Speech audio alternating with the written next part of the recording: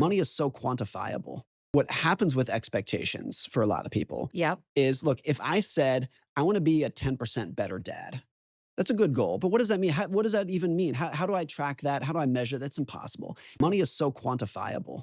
It's so easy to just say, right now I'm making $20 an hour. I want to get to 25. Got I it. can measure it so quickly that it becomes this thing where we chase money because it's so easy to measure.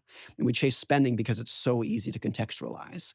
And so if you don't have a good idea of what a good life looks like, it's Hmm. very easy to just say, a good life is one in which I have more money, because it's so much easier to understand than, how can I become a better dad? How can I be a better parent, a better spouse, a better friend, a better worker? That's hard to wrap your head around. Will Smith had this great, I thought it was so astute and profound. He wrote this in his biography. He said, when he was depressed and poor, he could tell himself, if only I had more money, all my problems would go away. And that gave him hope.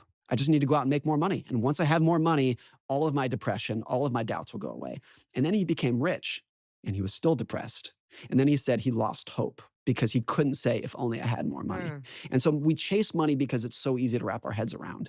And we chase it with the idea that it's the solution to all of our problems, even if it can solve some problems, but not the biggest ones. The hole that you're trying to fill, the psychological hole that you're trying to fill, is probably not going to be filled with money. But the deeper thing to ask yourself is, what is the hole that money is trying to fill for Yes. me? Yes. And are there things that I can do right now in terms of redefining what it means in my 20s or my 60s to be a good friend or to have a good life or to take better care of myself that don't involve hitting myself over the head about Right. my financial life?